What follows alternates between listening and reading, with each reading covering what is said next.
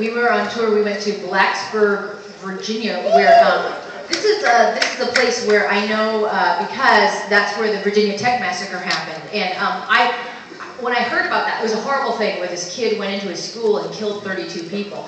And when I found out that the kid was Asian, I was like, oh, please God, let him not be Korean. Please God, let him not be Korean. Not only is he Korean, his last name is Cho, also.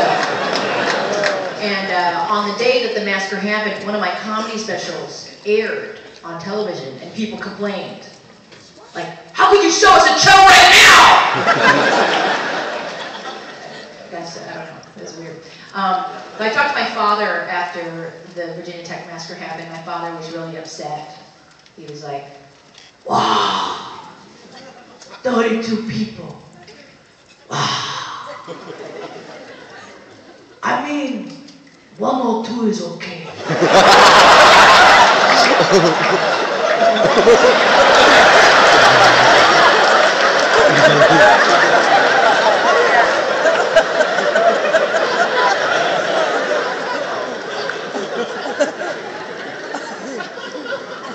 It's an immigrant answer. That's right. That's such an immigrant thing to say.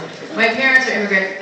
You know, I think that it's been a hard, been a hard struggle, like, kind of growing up, and I never learned Korean because my dad was deported when I was born. He actually was deported when I was born, so my parents never taught me Korean because they were like, she's white!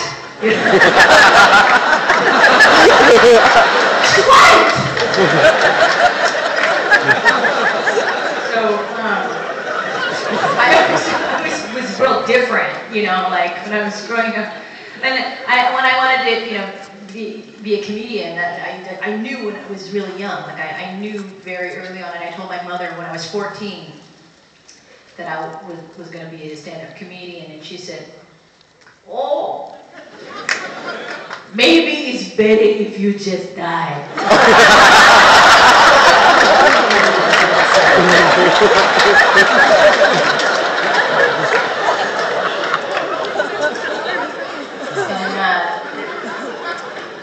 The one person that was really supportive of me was my grandfather. My grandfather was great. My grandfather had 19 kids of his own. I mean, he adopted many of them after the Korean War. He would walk around to the villages, and there would be orphans there. And your parent died?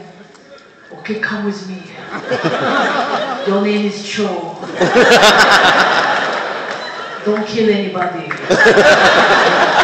And so he had 19 children. And when one day his house burned down, and so he went in the house 19 times and saved every child. And because he went in so many times, he was horribly disfigured from it. He was really burned. And they didn't have emergency rooms, that they didn't have Seattle Grace or anything. So he was just like, it's okay, I sleep it off. But he was really disfigured from it. And I think that's probably why he and I got along, because when I was a little girl, people would tell me that I was ugly. Like my grandmother would say, your face is bloated beyond recognition. And my grandfather would say, they tell us that you and me are ugly, but they don't know shit.